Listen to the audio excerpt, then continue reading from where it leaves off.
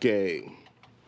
Blouses. All right, here we go, man. We're kicking off the 23-24 season with a brand new system, brand new equipment, and very happy to share with you guys that we are going to be incorporating a little bit of a video element to this, a little screen sharing, some group interviews, and we don't always have to make the drive out here to the studio, aka where I live, to make these episodes possible. Before we get started, my name's Josh. I'm the commish of the Game Blouses League. This is a league-specific episode. This is pretty much just for the guys in the group. But if you want to, you guys that are listening, you want to tell some people about it. There's going to be more fantasy broadened, I guess, discussions going on, and we're going to break it up into two things. So it's not just going to be league-specific stuff. It'll be NBA news, fantasy shit talking, stats, trades, injuries, blah blah blah, all that nonsense. Predictions, hot takes, and just a bunch of high hopes for teams that aren't going to be doing very well this year. More specifically, the Magic for me. So now that we got the biz out of the way, just want to say what's up. Welcome back. Thank you guys for making the draft and showing up and doing it as quickly as we could. I guess it's not, it wasn't as fast as it has been in years past. However, we're definitely it was definitely a challenging draft this year. I'd say in terms of the first round might have taken the longest it's taken because I think there was a lot of people in certain positions, and average draft position was throwing off me and a couple of the others. And the rankings this year don't really make a whole lot of sense. And I quite frankly, I don't put a lot of stock into that. I think a lot of it is ESPN clickbait. And I think you just gotta kind of go with your gut and make some guesses sometimes, and just kind of figure it out and where you can fill in the stats here and there. So we're gonna go through each team here, and kind of I'm gonna throw a little draft recap. I'm gonna share the screen so you can see the team, and after we're done, if you guys who aren't in the league that are listening to this, let us know wherever you want. Comments, don't slide into my DMs and start talking shit about my team. That would be very rude. But if you want to do it to one of the other guys, you're more than welcome to. I'll throw the Instagram handles down. I'm not going to do that. No, it's kidding. I'm joking around. But let us know who you think has the best team, because that's going to be the discussion until the games start next Tuesday, the 24th. We're recording here about a week before the games start, so I'm going to try to get this out to you guys as soon as possible. We get plenty of time to vote and plenty of time to get the wheels turning in terms of early preseason shit talk. That's the best, because as Michael Jordan would say, the sign of a good man is when he starts talking shit 0-0. And I'm going to start doing that now, because I'm here to defend my title for the first time.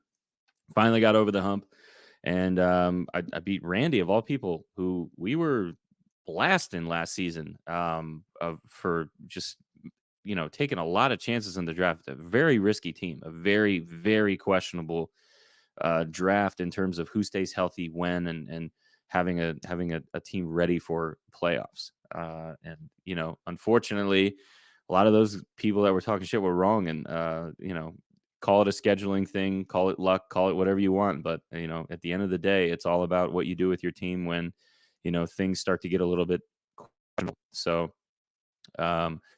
yeah, so I'm here to defend the title. I want to do my best. I don't like the fact that I drafted who I drafted, but sometimes you just, again, got to go with your gut and see what happens with everything. But we're gonna go down starting right now. We're gonna go down from the first pick in the draft all the way down to the 10th. We're gonna do a little team recap and everything. Welcome back, everybody who was with us last year, and let's welcome Lincoln, a new player who has been with us in years past, and now he's back filling the shoes of the most absent managed team I've ever fucking seen in my life. And sorry to say, but yeah, it's unfortunate when stuff like this happens, but the consistency is something that we need to take into effect. And unfortunately, the league vote did not swing in favor of preserving someone who was not going to check their lineup. So Let us begin. This is we're going to start with the first pick in the draft for the second year in a row. This was my man Brian. Brian is once again, um, obviously he went with the obvious pick here. Let me share this screen for you so you can see the team. There we go. Yeah, Brian went with the obvious Nikola Jokic at number one. I like that. Obviously, I don't think there's any. I don't think there's any issues with taking him again. I think he's a pretty clear cut favorite. I mean, he's a 7-footer that's going to constantly put up damn near a triple double every single night. He's going to shoot a high percentage. He's going to get huge stats effortlessly. And in a categories league, which is, by the way, this is what we're doing. It's a best of 9 categories. And if you win 5 out of those categories, meaning that you win more categories than the opponent, you get a win for the week. We don't count total categories. A lot of teams and a lot of leagues do that. We don't do that. So if you win the category, it's 1 win. It's not a win per category. Just to clear that up. So let's take a look here. And I have a couple of notes. Obviously, the Jokic Murray combo is going to be deadly. Those, I think they're, it's probably one of the best point guard center combos that you're going to see this year. I don't think there's many that are better than them. Especially with the fact that both of them stayed healthy last year, which was always that was always an issue in years past. The one that I want to talk about on this roster is the Victor Wembanyama, and I'm going to say his name wrong 9 times out of 10. So I apologize if you guys are big Spurs fans out there. But yeah, that's a risky pick. I like it. I like the balls on that, but it's very risky. So for 2 years in a row, not only has Brian had the number 1 pick in fantasy, but he has drafted on his fantasy team the number 1 overall pick in that year's draft. Last year he had Paolo Banchero, which he has again. Hoping for a big year for him. Not too big to to inflate Brian and his team. I want to win too, but I'd like the Magic to win also. But yeah, so you have Paolo Banchero, who's number 1 pick in 22, and then this year in 23, Victor 1 pick. So number 1 pick is the way to go for him. I would say, there's a lot of good things to say about this team. I do like Darius Garland, although he shoots a shit ton. He's a field goal percentage killer, and that's just what it is. But I like what we see here. I like the Middleton and Bobby Portis combo. A lot of guys did that this year. There's one team in particular that we'll get into, but a lot of guys have paired together a couple teams players that feed off of each other and play well together. It's not like football where the backup's not going to get minutes, so you should stay away from him. It's very different, and things are different in basketball. You're playing both ends of the floor. You're not playing 4 seconds every 45 seconds. You're playing a lot more minutes and there's a lot more activity, a lot more time to accumulate stats in basketball than there would be in a fantasy football regard. It's neither here nor there. Okay. Some wins for this team. I think John Collins is a win because I think he's very low risk that late in the draft, and it's a fresh start. It's a new team, and now he gets out of that Atlanta Hawks bullshit that, quite frankly, was the reason for their demise last year. Had a coach firing in the middle of the season, some locker room troubles, and I don't think that John Collins is a guy that is very soft spoken when things like that happen. So the fact that he is out of that situation and separated from DeJounte Murray and Trae Young, I think that'll actually do him some good. So I think at that low of a draft pick, I think he might have gotten him in 8 or 9. I think it's a pretty solid pick. So very low risk could potentially be something to look out for. The Jazz are not a team that is just going to lay down as we saw last year. I mean, they're not going to do anything flashy and win, but they are a tough, gritty team. Colin Sexton, Markkanen, and now John Collins, and of course the Filipino legend Jordan Clarkson just going out there and fucking it up. He's great. And I like Reeves that deep as well on his team. Reeves is a guy who is going to get big minutes, big numbers, and I think he's finally grown into the full version of himself. Maybe he'll grow even more this year, but He's a solid player. He's a solid kid. He works his ass off. Defensively, there's a lot of room for improvement there, I think. But in terms of what he was asked to do in the playoffs, I don't think he's a guy that's going to shy away from a challenge. And having a guy like LeBron on your team that is a known, tried and true leader of guys like this who are going to develop later on into bigger and better things. I think Austin Reeves is set for a big year, so I think that's a win that deep. And another guy that a lot of people will sleep on in this, the casual fans might not realize the importance of Jalen Williams, but this guy's got his hand in the cookie jar, and he is going to get you steals. He's going to get you category stuff. And this is he's a 3-and-D guy. And on a young team that is re-energized and ready to rock. So I like Jalen Williams as a category guy. There's definitely a lot to be said about this starting five. A young team, Jalen Williams, Paolo Banchero, Victor, all very young. But again, this is the same thing that we said last year about Brian's team. A lot of outside of Nikola Jokic, there's not a whole lot of big flash that's in this lineup. But when you have somebody like that that's going to fill all those categories for you, it doesn't really matter. So he's going to make up for a lot of that ground there, and his bench is going to make up for some of the stuff that Jokic doesn't necessarily do on a night in, night out basis. Now, the questions for this team, I'm going to try to go quicker. I'm sorry. The questions for this team are pretty obvious. Is Victor going to do what they all think he's going to do? Now, based on what I've seen in the preseason, holy shit, we're in for something that could potentially be, monumental in terms of NBA prospects and performance in a rookie season. He's projected to score, I believe let's see here. I believe they have him set at 25 and 10. Yeah. They're thinking, or 20 and 10 this year. 20 and 10 is pretty, it's pretty generous, I would say. So let me try to get out of this here. Hold on. Yeah, there we go. Okay. So again, that's a question for me. Middleton's health is obviously another question. And then unfortunately, you have to ask the question of, does Paolo Banchero have a sophomore slump? This is a thing in a lot of sports. The rookie season goes well, then they get figured out. A lot more films watched on them. They prepare for them accordingly, and sometimes things change. So I'm obviously, as a Magic fan, I'm hoping that doesn't happen. But as a guy who would be competing against him, I don't root against people. I want them all to do well. But if if that does happen, then he could potentially take a hit in a very pivotal position in a fantasy lineup. But I'm expecting big things. All right, let's go. The second pick, that would be Dom. He is Team Hibachi, as we all know. And Team Hibachi is cooking something up this year. Let me tell you a little sizzling. I like his team. Last year I called his team Dom's Dogs. I don't think that that's any different this year. He's got some dogs on his team.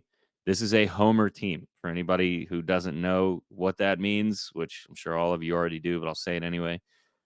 He's a Magic fan. There's three Orlando Magic players on this team, and three of them will be getting a lot of minutes on that young team. Fultz, Wendell Carter, and Franz Wagner, all going to get starting minutes. All probably clocking,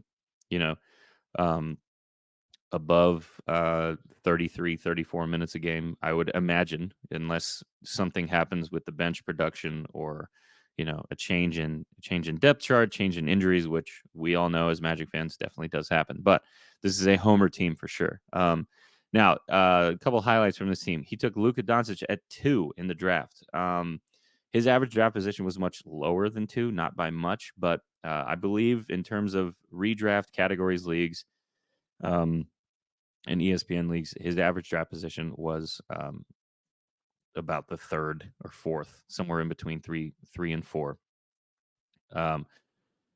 We'll get into the other guys that jumped a little bit. But my question is to you guys, and you can let us know: is Luka at 2 too high? I don't think so. I'm always a guy that loves that. Obviously, he won me a championship last year, but there is a question. Is he going to still continue to put up the same numbers now that Kyrie is with them for a full season? A lot of personnel changes. They added some shooting. Grant Williams is there now, so it's another 3-and-D guy. Hopefully, he keeps his mouth shut and doesn't, spark somebody up that doesn't need any more motivation to beat the shit out of you. Um, yeah, but I mean, all in all, again, first two picks in the draft are they're definite or close to triple double numbers basically every night. So it's a team that you don't want to face when they're doing that. Got a few chuckers on this team that I am a little worried about. Jalen Green, D'Angelo Russell, Jaylen Brown, they're what we would call chuckers, very high volume shooting. Now, I always say this, and I said this to Jack, another player in our league, my brother. The chuckers you can live with because a lot of the times those guys that are putting up, low percentage, nights like a Jalen Green, like a Fred VanVleet, like a Darius Garland, guys that shoot a ton, high volume shooters. Jordan Clarkson, another guy who shoots a shit ton. A lot of those guys will make up for it in other categories. So if you punt the field goal percentage and just know that you're not going to get that, you're probably going to make up for it in points. Most of those chuckers are great free throw percentage shooters. So you make up for it there. And then a lot of times too, you'll make up for it in threes because, those guys are just they're going to pull it. They're going to pull it every time they see it. They've never seen a shot they don't like. So it's good. It's a good thing to have those guys like that on your team, although it does significantly decrease your chances of winning one category. But I think that's all right. Jaylen Brown and LeBron James at his second and third best players, I think, is a deadly combo. But as we can see, both day to day, LeBron will be listed as day to day the whole entire time. Jaylen Brown, I'm a little bit more worried about. Obviously, he got that fat paycheck in the summer and making $60 million a year, which, the Celtics are a team that are going to have some questions to answer. And will they be paying Jason Tatum that same money in the offseason next year? Hell no, as Kevin Garnett would say. Sorry, I'm incorporating all this shit. So it's a lot of money, and maybe he got his fat contract, and now he's not going to do it. That's always something. But yeah, I would say also with this team, looking at it, as some of you know that'll be listening, we have a player in our league, Jake. His team last year was white big men, as in White Goodman from Dodgeball, because of all the Caucasian big men that he had on his team. Now, I have to say, this might be the new white big man. We have Lauri Markkanen, KP, and Zubats all on the same team. 3 big guys, 3 white dudes. They're going to be putting up big numbers this year, I think. I mean, Zubats he's a 10-and-10 guy. Solid 10-and-10 guy. Like him. I had him on my team for a little bit last year. Some wins on this team. I like Franz's versatility. Obviously, he's going to be able to be plugged into 3 positions: shooting guard, small forward, power forward, as we can see here. And I like the power forward depth. He has quite a few guys that are on there that can fill that role. Obviously, Nick Claxton, category guy, big shot blocker. He can run Wendell and Nick Claxton at the same position with Porzingis, with Lauri Markkanen, with LeBron James. Power forward depth is nice. I would say that, power forward is one of those positions in basketball now that you're basically positionless. You gotta be able to guard 3 through 5, and you got to be able to shoot. And I think all those guys can do that. And obviously, Porzingis in a new system will be a little bit different. His role is going to be probably a little bit less than he's used to in terms of workload, just based on the fact that he's got actual stars on his team now, where he hasn't really worked with, I mean, I guess if you count a short stint in Dallas as one, but that just didn't work out. It just wasn't something that was ever destined to succeed. So, you take Luke out of the equation. He hasn't really played with a lot of stars. Obviously, his time with the Wizards was his glow up. In him and Lauri Markkanen have very similar careers in the sense that, a lot of the systems that they have been in the past did not work out. And now I think both of them, Lauri Markkanen for sure, is in a system that he can succeed in. And maybe Porzingis, maybe this is the bump he needs. So I'm hoping for Celtics fans' sakes that this works because, quite frankly, I think the Celtics, I think this is a punt, or not a punt, but a Hail Mary more likely. And they got to win this year, or else I think they are in big trouble financially because of the fact that they just paid their second option the highest contract in the NBA. So a lot of things to think about with that. But here are some wins for this team.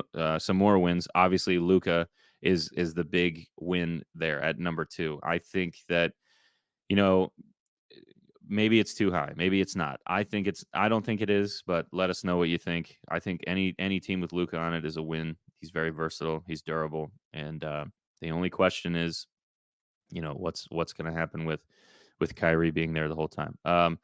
Some questions for this team. The point guard depth is a little bit questionable to me. I know Luka is obviously just situated at the point guard position. I would imagine that ESPN will open that up to possibly a second position and possibly even a third, maybe running him at small forward, which they have listed him as in the past.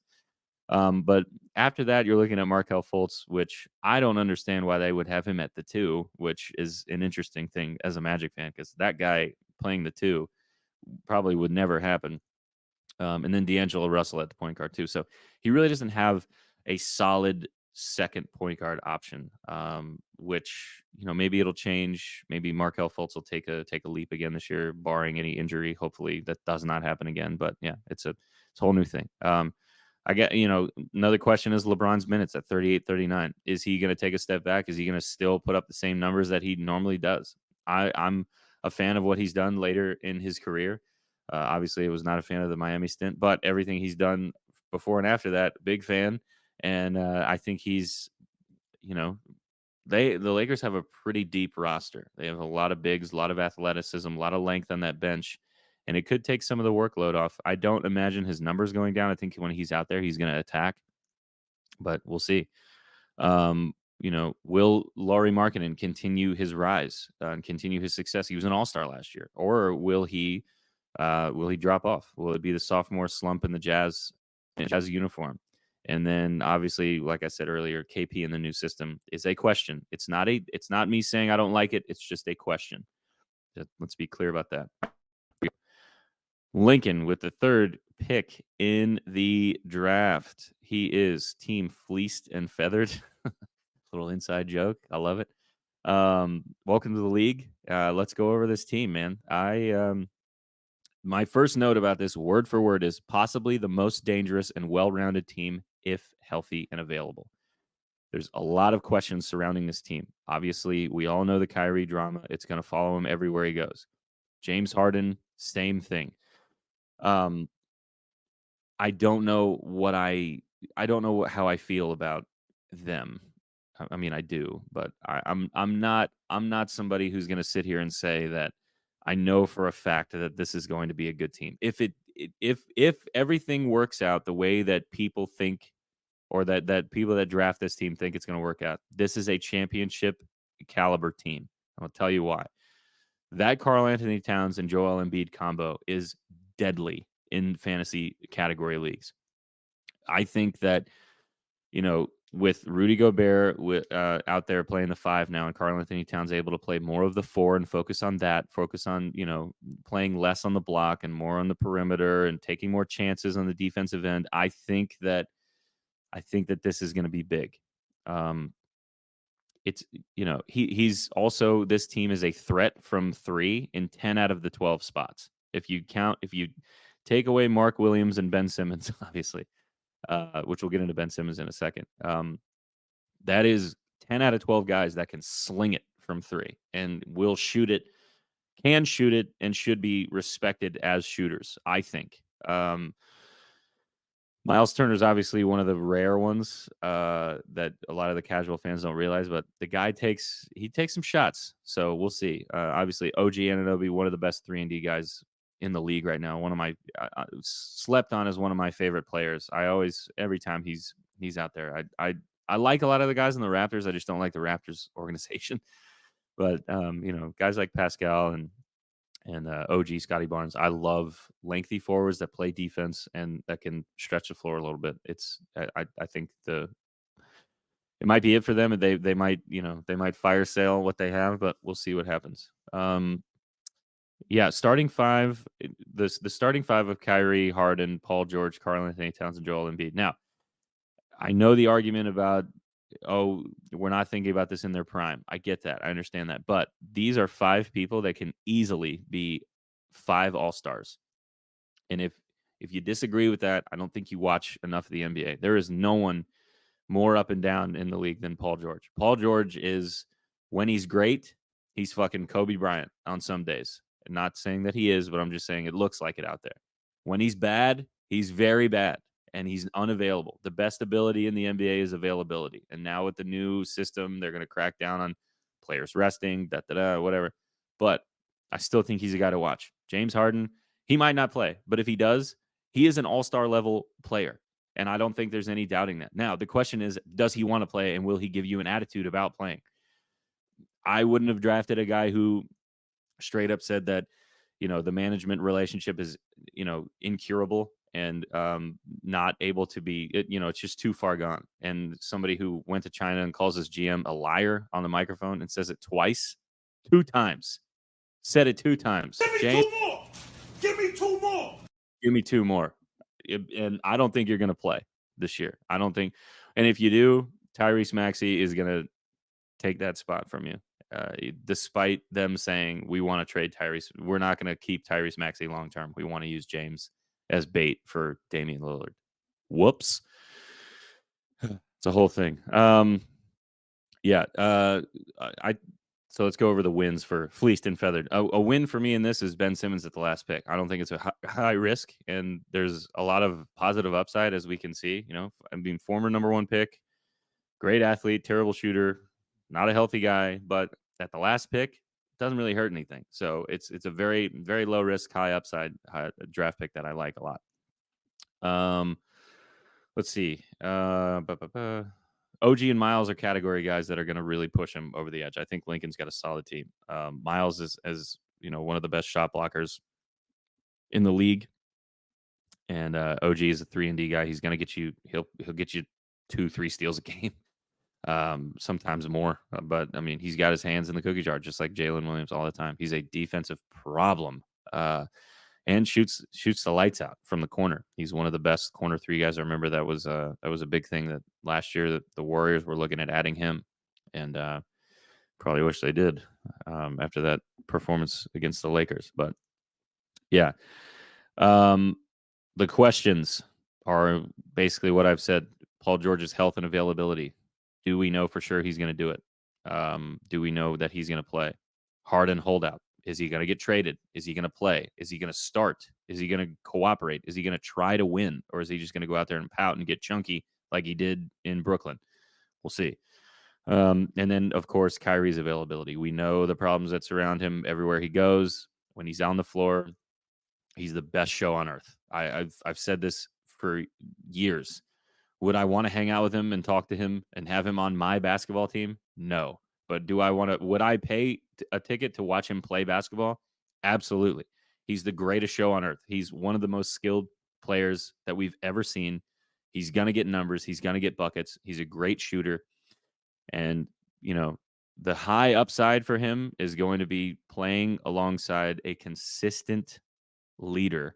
And I don't know if they have that yet. I don't want to call Luka a consistent leader quite yet, but I think the signs point to Kyrie turning the corner and playing well this year. But again, he is one of the most confusing people on earth to try to hammer down and figure out. So I don't know. Things could change. All right, let's move on. That's Fleeced and Feathered. That's one of my favorite teams that we have. So let us know in the comments who you think has the best team right now. I'm keeping the screen up here so y'all can see what we got going on. All right, let's take a look at Randy Bo Banders. Where are you, Randy? Nope. Randy Bo Banders. He's down here. Where the fuck are you, dude? There he is. Okay. Randy Bo Banders. All right. Another team that is extremely risky that he drafted. Now, The only reason I say it's risky is because there's a few of these guys on his team that are very injury prone. I got to take a drink. Hold on. Because I got a lot to say about this. Zion Williamson's average draft position was somewhere in the 30s. He got him very late, and I would say that if things go well, that could be the steal of the draft. If it doesn't, it could be a waste of a pick, and you don't really have another power forward. Because obviously, you're going to have Kuzma and Giannis and Anthony Davis in the starting spots. So in terms of a backup to fill in for somebody like that, I mean, I get you could use one of those guys, but if, I don't know. Zion's a question mark for me always, but his projected numbers this year are 30-8 from what I remember seeing. Here we go. Yep, 30-8. 29.8 points a game. That's his 24 projected. That's insane for a guy who hasn't played at all in these last couple of years.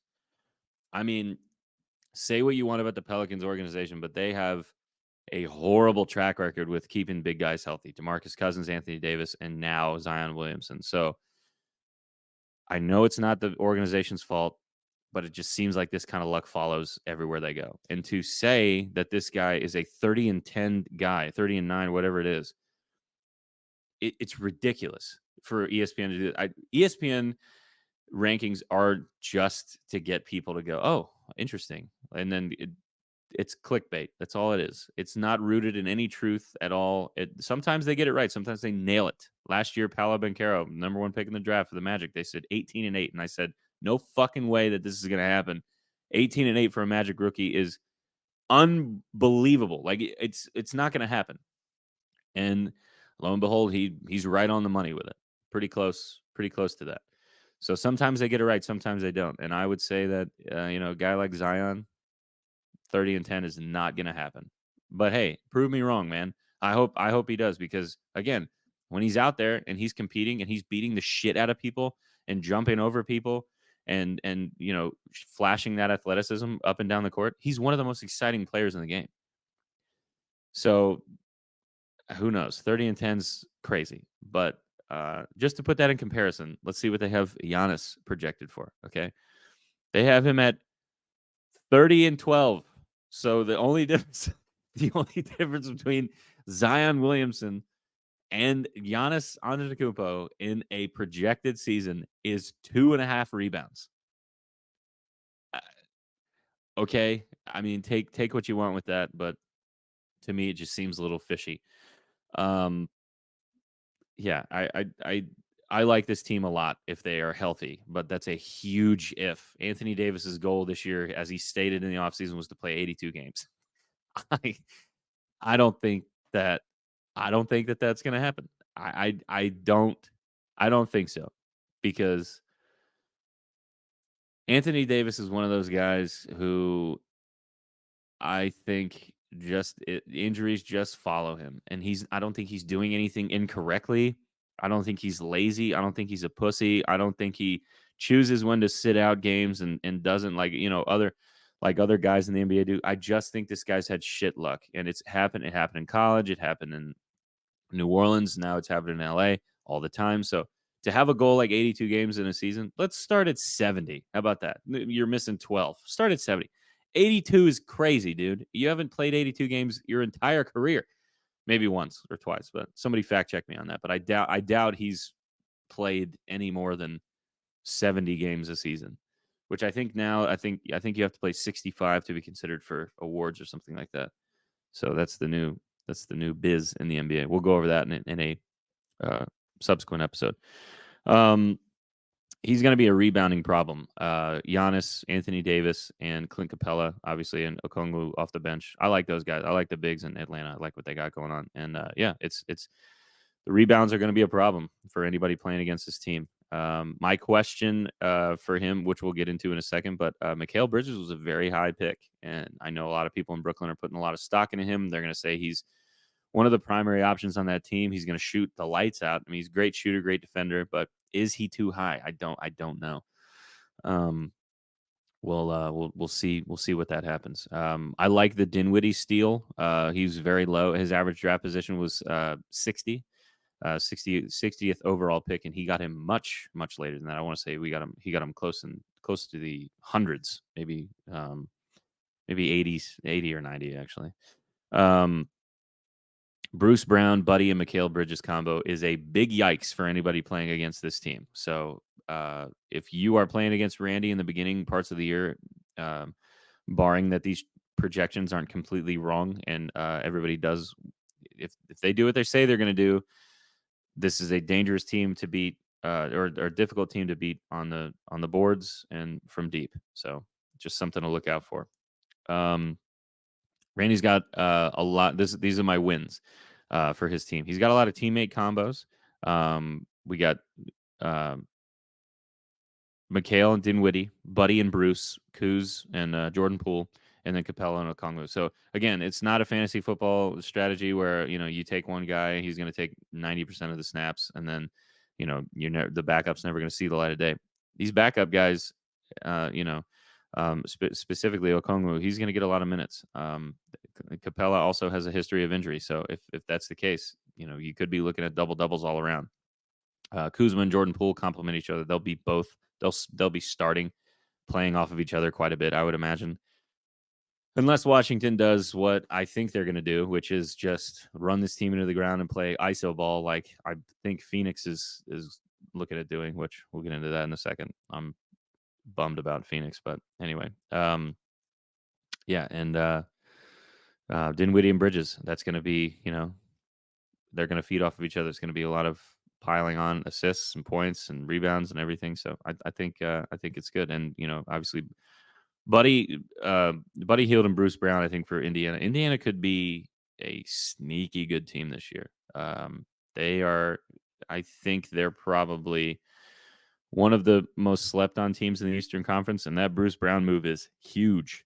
3-and-D guy that you just want to have. Now he's an NBA championship. He's been there. He's a veteran presence. The only thing that I don't like about him is that he's a Kane. So, whoops. Sorry about that to anybody listening. But yeah, Buddy Hield, love it. I love his game. He works really hard. One of the best shooters in the world. And yeah, it's gonna be tough to beat him. My questions are the same as I had stated before. Zion in all caps. That's the biggest question that there is. 80's health, obviously, and the bench usage and points. I'm not sure what is going to happen with his bench. I would imagine that they're going to be pretty consistent in some categories, but lacking in others. Assists is a big one on the bench. Not a lot of these guys, Buddy, Clint, Okongwu, and Bruce Brown, a lot of those guys are not going to be passing the ball, distributing. So that could be a category where you get a leg up when things start to happen. So, all right, we got to go real quick here. Let's see. Okay, Jesse. All right, here's where I get in trouble for copyright infringements. Where is he? Nope, not Tingus Bingus. Here we go. All right, let's hit it. Jason Tatum is back on the Don't Go Jason Waterfalls train. One of my favorite team names of the year last year. And I think there's a lot to be said about this team. The Trae Young and DeJounte Murray combo. If they can get past the locker room bullshit that's been going on, great. If not, big problems. Tatum at the 5. Yeah. Tatum at the 5 I think is a steal. And we didn't talk about this because I kind of glossed over it talking about Zion, but Giannis going 4 to Randy for me, it's a steal. He was going second in between 2 and 3. His average draft position was 2.8 in all redraft leagues in ESPN. So to get him at 4 is a steal, and to pile on with the rebounds is great. Now back to Jesse. Tatum at 5, I think is great. I think he's gonna put up consistent fantasy numbers. Again, there's a lot of guys. Nick Vucevic, one of them last year on my team. A lot of guys that I would love to have on my fantasy team, but I would never want to coach, and I would never want to have on my team because of their abilities and their up and down nature of their game. So Jason Tatum is one of those guys. He's a big question mark for me always. I don't know what to make of him because again, there are days where he's Kobe and there are days where he's Jalen Brown shooting just with his left hand. It's very confusing. Um, Pointsless stretches in the playoffs always raise an eyebrow. And there's a lot to be said about what the Celtics have going on right now. They're adding two new starters in their lineup this year, and two guys that are big time changes in a system. Drew Holiday and Kristaps Porzingis. So you know the addition of them is going to be different, but losing Marcus Smart, I think, is going to be more telling than anything. And that's more Celtics talk and not his team talk. But again, fantasy stats are going to be off the charts. He's probably going to be a 30-point scorer this year. He's definitely going to be an all-star. He's playing with a chip on his shoulder. He's pissed again that the Heat did it to him. So I think that Jason Tatum is ready for redemption, and let's hope to God that he brings it. I love that Jesse's repping the Philippines. He's got Jordan Clarkson. Jesse's my brother-in-law. We're both married to Filipino ladies. So Jordan Clarkson, nice grab. Obviously, he's not full Filipino because he wouldn't be as tall. But there is a guy, Kai Soto, apparently was on the Magic G League roster, was working out with us. That he was like a 7'2", 100% Filipino guy, which is crazy. He could be the first ever full-blooded Filipino to play in the NBA. That would be very exciting. Yeah. So Jordan Clarkson, a chucker, but hey, you got to rep the homies. You know what I'm saying? Kawhi was a little early for me, as his availability is always a question mark. I know he was outspoken at media day about his disdain for the system and saying that if this was designed for me, I can promise you that I was actually hurt and I wasn't fucking around. But I don't know. Seems like he was. Yeah. So it's a question. Again, Kawhi Leonard is one of the greatest players of our generation, but as Stephen A. Smith would say, he's the worst superstar we have in the NBA. So there's a lot to be said about him. And we'll see. It's up in the air. We'll get into that in the questions portion of this team. I love Walker Kessler. I love this pick. He's a category guy. He is a crazy good rim protector. He's very lengthy. He's got a good nose for the ball. Yeah, I think quite a few people had him on the roster last year before he found a full-time home with Randy Bobanders. But yeah, I had him for a little bit, and then I had to drop him, work some guys in. But he's solid. He's very solid. He's a category guy. He's going to get you blocks, and I love it. Here's some wins for me. Obviously, I'm not touching on every player, but if you want, that's why I'm leaving it up there so you can take a look and see and compare and contrast. But I like the McCollum pick. I like that late, especially if Zion does go down. I think McCollum's going to get a lot of play, a lot of stuff run for him. I don't know if I like him so much at the point guard position. I like him more off the ball on pin downs and floppy action, things like that, catch and shoot. But he's a solid ISO option. And I would say that Brandon Ingram's probably going to get the majority of those touches in isolation play, but McCollum could he could be that option if they decide to bring Alvarado off the bench and run McCollum at the one. So we'll see. A lot of threes on this team, man. A lot of threes. Obviously, we just talked about McCollum. We got Tatum, Trey, Clay, Keldon Johnson, Jordan Clarkson, yeah, for three, and then Kawhi when he plays. So a lot of threes. Dangerous team here. This was the same thing last year. Last year, Jesse was a monster in threes, and a lot of other places he kind of fell short. But I should say this so I'm not too biased. I am acknowledging DeMar DeRozan, although I don't really have much to say about him. I don't want to talk about him that much. There you go. There's my acknowledgement. There's my non-biased journalism. Okay, here's the questions for me. The biggest one I think is the Hawks locker room. Are they going to fight? Is DeJounte Murray going to be a bitch again and start yelling at people, start throwing balls at people in a pro-am? Shout out to Paolo. And yeah, who knows? I mean, the Hawks are one of those teams where a couple of years ago when they went to the Eastern Conference Finals, we saw what they were. We saw what they could be. And in the words of Coach the late Dennis Green, we are who we thought they were, and I think that they are just a whoa, excuse me. I think they're a mediocre team in the East this year. I think John Collins is a big loss. I do like the addition of Sadiq Bey last year. Obviously, Capella is going to be fine, but it's Trey Young and DeJounte Murray are not guys that like to lose, and they're both fighting for that alpha spot in the locker room because I just based on the fact that DeJounte Murray is a very outspoken guy now that he's not in San Antonio being muzzled by Coach Popovich. So that's something to look out for sure. The Kawhi availability, best ability in the NBA is availability, and Kawhi is shown to be one of the least available players in the last few years. So that's definitely a question. I would say the center depth is also a question for me. He's only got two guys that can play just solely the center position. Not a lot of room for play there in there. That's why I like to draft a lot of guys that are multi-position players, power forward, center, things like that, to where you can kind of work them in utility spots and things like that. A lot of chuckers on this team as well. Trey, Tatum, Gary Trent Jr., Jordan Clarkson, CJ, and DeMar. A lot of chuckers, a lot of guys who like to shoot high volume. So that's a question. Are they going to, is it going to work out? Is it going to be something that they can all figure out and shoot at a very high percentage?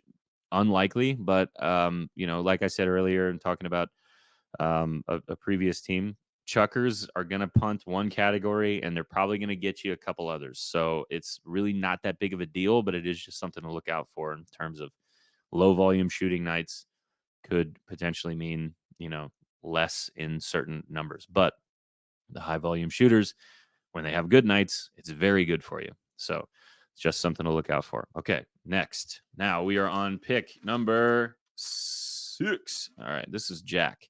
The long neck lifters. Here we go. This is a team I like a lot. His bench I'm not too crazy about, but it is a team I like a lot. Very well rounded. We got chuckers again, but we're gonna make up for it. Late picks for me are a little iffy. I'm not sure what we were doing there. Christian Wood's not gonna really get a lot of play, and Chris Dunn is, I don't know if he's even on a team right now. He's owned in 0.5% of leagues. I think Jack was just going by, how well he played last year, and that was mostly because Mike Conley and Mike Conley, yeah, am I right? Okay, sorry. Mike Conley was out, and I think Utah was kind of just riding it out and whatever. But we got a lot of threes again on this team. We got Donovan Mitchell. You got Julius, who, as we saw last year, likes to shoot a lot of threes. You got Devin Vassell. You got Fred VanVleet, and then with others that shoot a little less but are still a threat from perimeter, like Brandon Ingram and SGA. Let's talk about SGA for a second too. That's a win. We're transitioning right into the wins. That Shea at 6 is a fucking win. Nice pick, Jack. I like this guy a lot. I like this kid. He's on a young and hungry team. He got slighted last year. I think Dom got him in like the 4th round last year or something crazy like that, because he was listed as out, and he came back and he was a 30-point guy from the moment he stepped back on the floor. So a guy that you definitely want to look out for, somebody that is going to be a big, big, big boost for the Thunder and potentially an all-star again. So we'll see. I love Pascal Siakam at the 3rd pick. I always try to incorporate him in my team. I love Spicy P. He's great. And another guy that I always try to incorporate on my team, and I never get a chance to draft him. I think I might have had him 1 year, but Jonas Valanciunas, man, I love that guy's game. Call it old school, call it whatever you want, but I think he's one of my favorite big men to watch in the league, and he's just such a solid dude. Very strong, great screener, can stretch the floor now. Unlike, when he was in Toronto, he wasn't really able to do that quite yet, but in New Orleans, he's found new legs. Are his minutes going to go down with Zion coming back and then working in a different system? Is his usage going to plummet? Probably, but again, death, taxes, and Zion Williamson sitting out half the season. Those are the 3 things you can kind of count on. I don't think he's going to be available for the whole year. Maybe this will come back and bite me. Maybe I'm totally wrong. I hope I am, because I love watching Zion, but history has shown that is not the case. So here we go. Questions on this team are Christian Wood's usage. I don't know what he's going to do. I mean, they have Jackson Hayes. They have Anthony Davis. They have Vanderbilt. They have who's the other guy that they just signed to? They got another dude. I mean, they have a lot of guys at that power forward and center position that are going to be taking up a lot of those minutes. He's gotten preseason looks, but I don't really know what's going to happen. The Lakers are packed on the bench, so just something to look out for there. Bench depth is a question. Nurkic and Van Vliet. Jesus Christ. Van Vliet in new systems. So we'll see how that works. Freddie Buckets was I believe, the lowest field goal percentage in the league last year. So that's kind of a concern for me, but I don't think the Rockets really care about that. The Rockets, to me, are a team that say, do you like to shoot? Where can you sign? Because it is just insane how many chuckers they have on their team.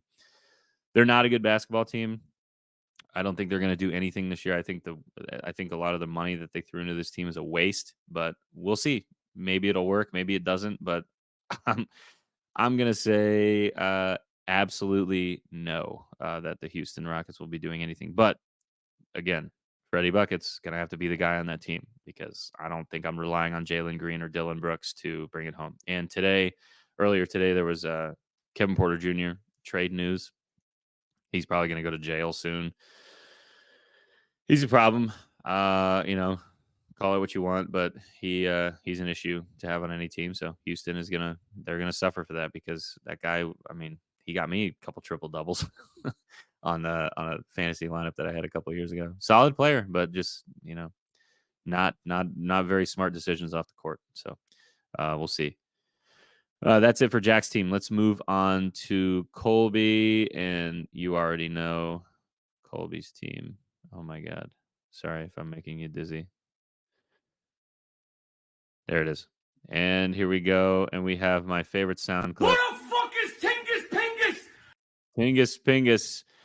Colby. That's obviously about somebody drafting, the Knicks drafting Kristaps Porzingis, one of my favorite audio clips of all time. What to say about this, man? I think Colby's basically always, barring anything extreme like last year when they shut Dame down, he was destined for top 3 again. He's not fallen out of the top 3 in this league ever. And I would say that he's probably one of the best fantasy managers that I've ever had to go up against. So I'll give him his flowers on that. He is consistently at the top of the food chain with stuff like this. He is not a team that is going to be slept on. He is not a team that is a bye week. No matter what the lineup is, he's going to be active. He's going to make changes. He's going to make adjustments to be just how this guy works. And that being said, this team is looking pretty scary. I like this team a lot. I like Halliburton at 7. 7 is nuts. For a guy in a categories league who's going to basically average a triple-double, so they say, that's a steal. But, again, the Pacers are a young and new team that's trying to figure it out, and we don't really know. We'll see. I like Devin Booker. If he's the number one option, that'll be great. Obviously, with my team going up next, we talk about Kevin Durant, and it's just not. I'm not really crazy about that pick. I like Devin Booker though. I just don't want to root for that guy, and I couldn't bring myself to do it.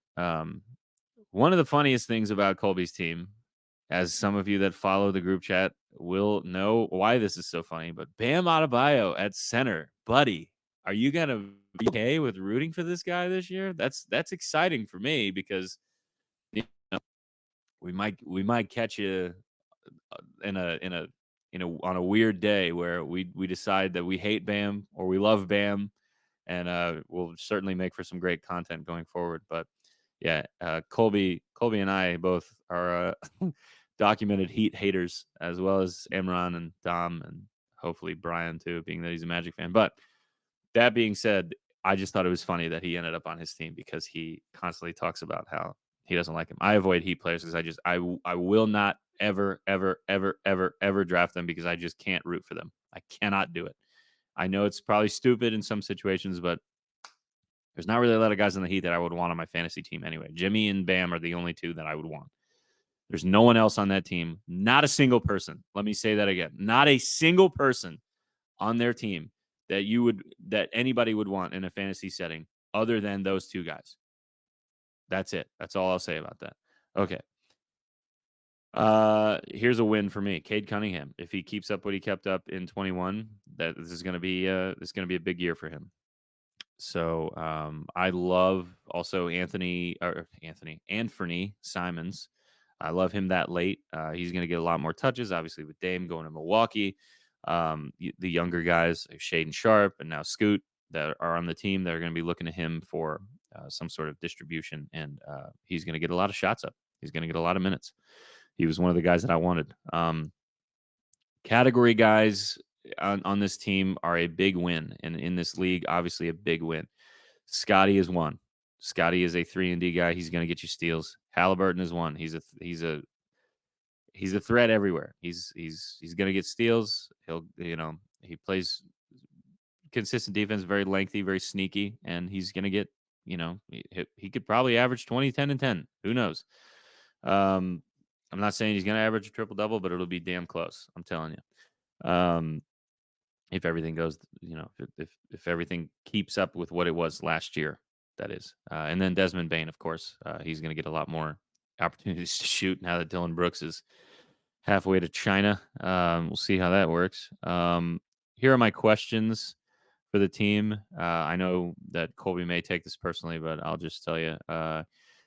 I don't like the fact that he doesn't have a lot of guys on this team that are bigs that can shoot. Jalen Duran, Daniel Gafford, and Bam are notoriously 3 guys who are starting centers on their team that do not shoot threes and don't do it effectively. So that's a question for me.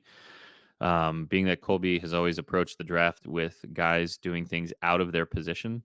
So we'll see. Blocks is a question as well. Obviously, that's one of those interesting categories where you don't really need it. It's whatever. But yeah, definitely a question. Not a lot of distributors on this team either, outside of Halliburton and maybe Cade if he keeps it up. But as far as it goes, there's a lot of shooters, a lot of catch and shoot guys. Cam Johnson, Anthony Simons, Jabari Parker, Shaden Sharp, Devin Booker. Devin Booker can distribute the ball, but is he going to? I don't think so. And then Desmond Bane, a lot of poppers. So if I said Bane twice, I'm sorry, but yeah, a lot of catch and shoot guys, not a lot of distribution on this team. Okay, let's get into my team, the commish. I'm not really crazy about my team, to be quite honest with you. This is probably the most questionable team that I've had. Last year, I felt very good about my team. This year, I don't know. The uncertainty surrounding Curry and KD is always going to bother me this season. I drafted Kevin Durant because I think it's silly to pass up and reach for somebody like Jimmy Butler or Devin Booker or Trae Young or Damian Lillard. I just didn't think that it was going to fit with Curry. He might not be the number 1 option. He may be the second or third option on this team. He might just take a fucking break this whole year. But yeah, it's definitely not something that I'm crazy about. It's not something that I want to talk shit about. If anybody has any shade they want to throw my way for drafting Kevin Durant, I'm listening to it, and I'm gonna tell you you're right. I don't like this starting 5. I'm not a huge fan of it. I don't think I have a big, like, holy shit guy like I did last year with Luka, obviously. Yeah, KD's draft position, his average draft position was about 13, with Book right above him at, I think it's like 12.6 or something like that. And I don't know. It's a question. Phoenix is a question. Phoenix is going to be, based on what I've seen in the preseason and little highlights, little clips, little YouTube breakdowns of things, they're going to run a lot of isolation ball. Obviously, they lose Chris Paul. They lose a main distributor. They lose a voice in the locker room. Say what you want about him. He is a leader. I don't think he's a champion. I don't think he's a winner, but I do think he's a good leader, and I think he keeps the young guys in line and people that are outspoken about things. I think that he is somebody that keeps people on a straight and forward path. And you got a new coach this year, too. I believe. I can't remember who they hired, but yeah, new coaching situation this year. Sorry for my lack of information, but I have a lot of boards and blocks on this team. Jaren Jackson, Evan Mobley, Rudy Gobert, Brooke Lopez. And, I think I'm going to be all right. with blocks and rebounds, and I think I'll be all right in threes as well. But my thing is, and I've talked about this before. Excuse me, is I like to try to stack 2 to 3 categories and in the beginning, and, I try to do that with, obviously, points and threes, and then I kinda leaned into the blocks and boards. So, I'm hoping that those, because you wanna have 3 categories you're untouchable in at least. 4 is good. 4 is even better because then you only have to swing 1, but you wanna have 3 categories that no matter what, I'm fucking you up in this. And that means that you only need to swing 2 to get a victory. I would imagine that in this with this roster and how I'm looking at it, I would imagine that I'm probably gonna be looking at a lot of very close wins throughout the beginning of this season until I get things figured out. So, we'll see what happens. Okay. Um, I have a lot of household names that may or may not live up to the hype. I mean, Kevin Durant, Steph Curry, Russell Westbrook, who knows?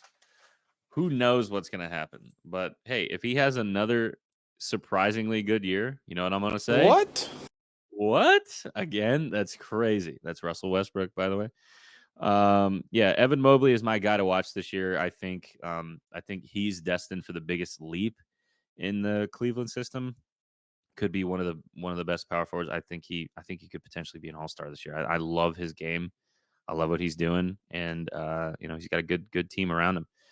My wins, personally for me, I think Russ pretty late is a low risk, potential triple double threat. Guys that are that low and that aren't really going to hurt you. I'm not putting a lot of stock in him as a starting point guard, but you know he's still going to get numbers, whether or not James Harden gets traded there or not. He's still going to get numbers, so we'll see what happens with that. I have some bigs that can shoot. Evan Mobley is a guy that can knock down some corner threes. He's going to hit some mid range stuff.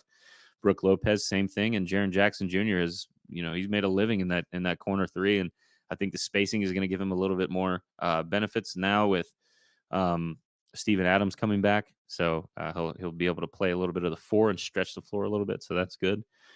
My questions for my own team is obviously the KD usage and his role on that team. I don't know what's going to happen with that. Curry's health is always a question. He seems to go down pretty pivotal moments of the season, especially in fantasy.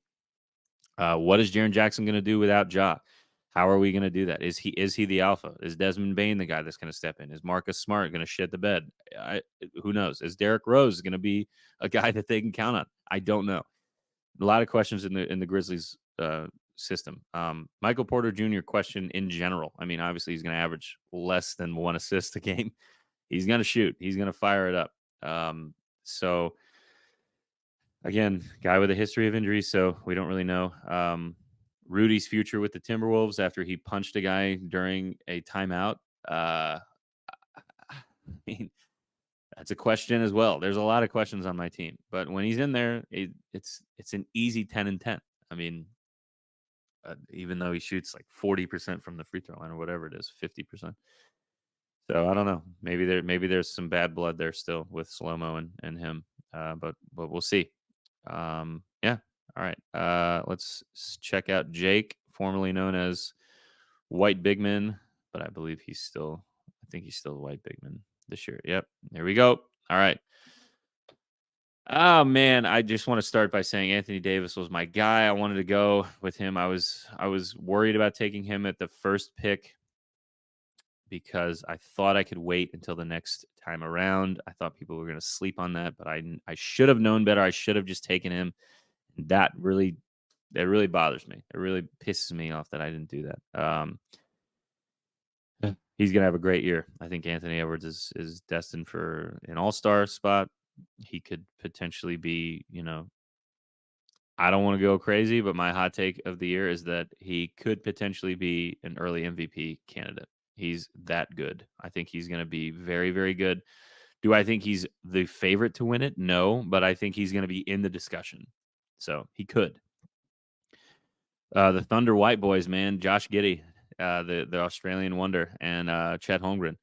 I love Josh Giddey. I picked him last year. I know Jake was mad about that I sniped him, and I think he was out getting him this year. Jake's got 3 of my guys from last year.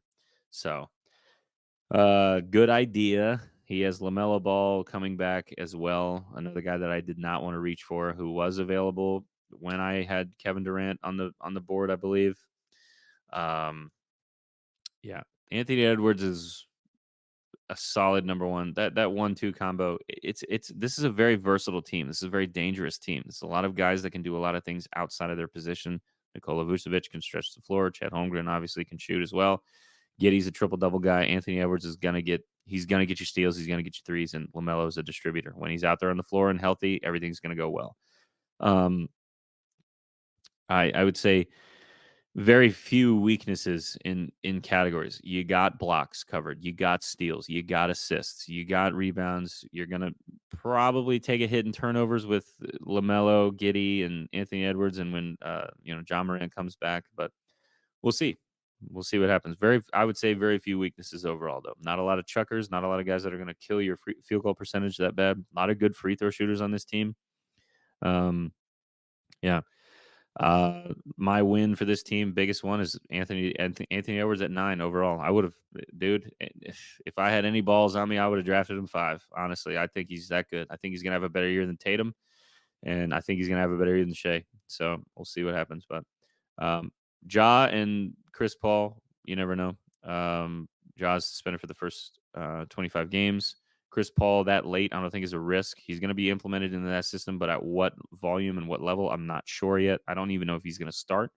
Starting him would mean you have to sit one of the 4 guys on that team: Wiggins, Clay, Dre, or Curry, because I think you're going to start Kevon Looney at the center because he's the only one.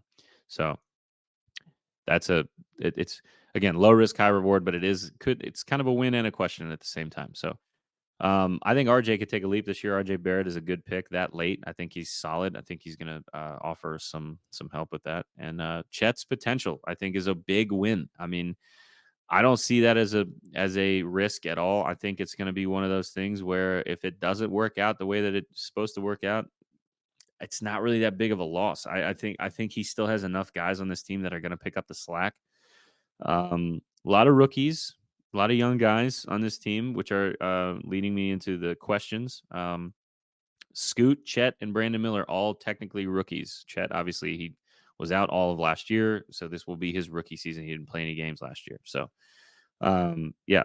So, and then LaMelo in general is my biggest question. I don't think there's any surprise in that. I think that's the biggest thing. Will he be healthy? Will he have an attitude? Miles Bridges just got arrested again, so he's not going to be on the team. I don't even know who else is on the fucking Hornets other than Brandon. That's not my gun, Miller, or it was my gun, but I didn't know it was used for killing someone, Miller. Yeah, excuse me. Sorry about that. Read that story. Wild. He's going to be fine though. He's going to have a great. I think he's going to have a great rookie year because there's no pressure. There's no pressure now, and you don't have Michael Jordan looking down at you from the press box anymore, which is probably good for the younger guys trying to do their thing. Yeah, that's it. I think Jake's got a solid team. One of my favorites. A lot of guys from my team last year that I really wish I had, and that just didn't work out. He got 4 guys that I had on my queue. He kept sniping me, so I guess that's payback from last year. Okay, last but certainly not least, the 10th pick overall in the draft is my good buddy Imran, one of my oldest friends in the league. Kyrie on baggage.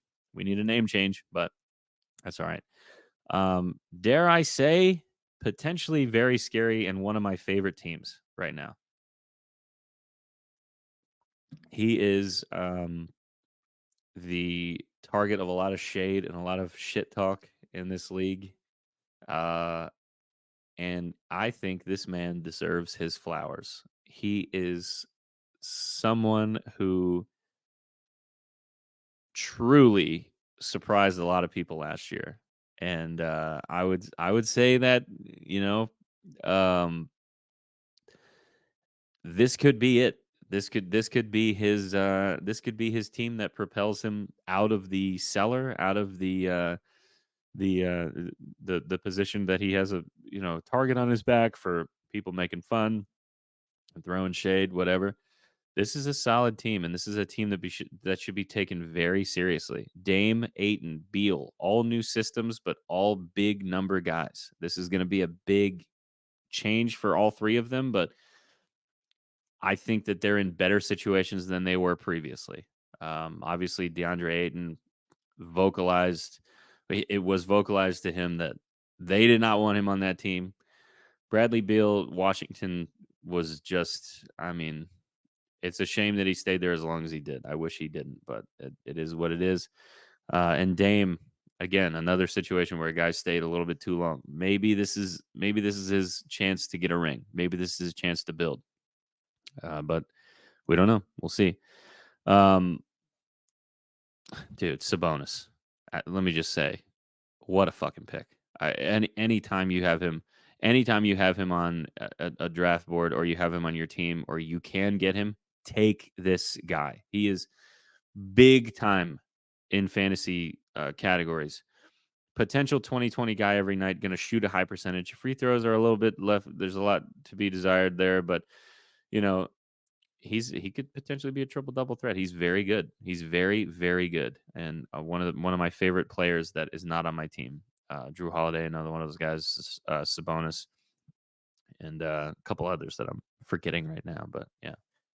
Um, let's see. The wins for this is Jeremy Grant deep. I think Portland's still going to be pretty. I think Portland's a good team. They have a lot of guys on their team that could be all right, and obviously with the addition of Aiton and Malcolm Brogdon, I think that there's going to be system shakeups in there, a lot of changes. But I do think that Jeremy Grant is still going to be a guy that gets you, 18-8. Could really, play some solid defense to get you guys, get him some steals, get him some threes, get him some high percentage buckets. Hopefully. Um, I love the Tyrese Maxey pick because, quite frankly, I think that Tyrese Maxey is going to be the number one option at the two guard for them. I don't know if James Harden is going to play. I don't, at least for them. And I think that there's a lot of, I think that there's a lot of room for him to grow with Harden not on that team. Yeah. Will he play the point guard? I don't know. Will he be the two? Yeah, but I'm not sure. There's a lot of questions in Philly right now, and a lot of them revolve around whether or not James Harden is going to be a dickhead or not. So that's it. Here's my cues. Jimmy Butler, man, what the fuck? Why would you do that, dude? Why would you do that to yourself? Now you got to root for this guy. You don't like this guy. Now you got to root for him. That's all right. Good fantasy guy, but just don't you fucking dare. Don't you dare. Don't you dare change on me. I swear to God. He's got a new team and a brand new support system. Obviously, they lose Struess. Um, you lose Gabe Vincent. You lose Oladipo. Harrow's coming back with a long injury. Kyle Lowry's 37. Bam can't shoot the three. Caleb Martin, a G leaguer, is your starting four. Not a lot of love on that bench. You got Haywood Highsmith, Orlando Robinson, Thomas Bryant. It's a lot of who? It's a lot of that on the bench. And very similar to what the Magic have going on. No one outside of their fan base really knows their team. And of course, the Heat will tell you that they're going to go to the finals again this year, but they are financially fucked. They are age wise, they're fucked. And this is a Hail Mary again for them this year. If they don't do it this year, this team is going to have to blow up to build anything because they put all their chips in Dame, put all their chips in Bradley Beal, Kevin Durant. Russell Westbrook last year. Fucking pick a guy. Now they're tied to Buddy Hield. We'll see. Jimmy's going to have a lot of work cut out for him, and he's not really a guy that stays healthy 100% of the time. He's a lot of minutes. He's getting up there. So one more page of notes. Here's my other questions. DeAndre Ayton's health and his usage, new system. Again, Bradley Beal, his usage as well in Phoenix. Are they going to run a lot of ISO? Are they going to run a lot of pin downs and floppy action like I was saying about CJ McCollum?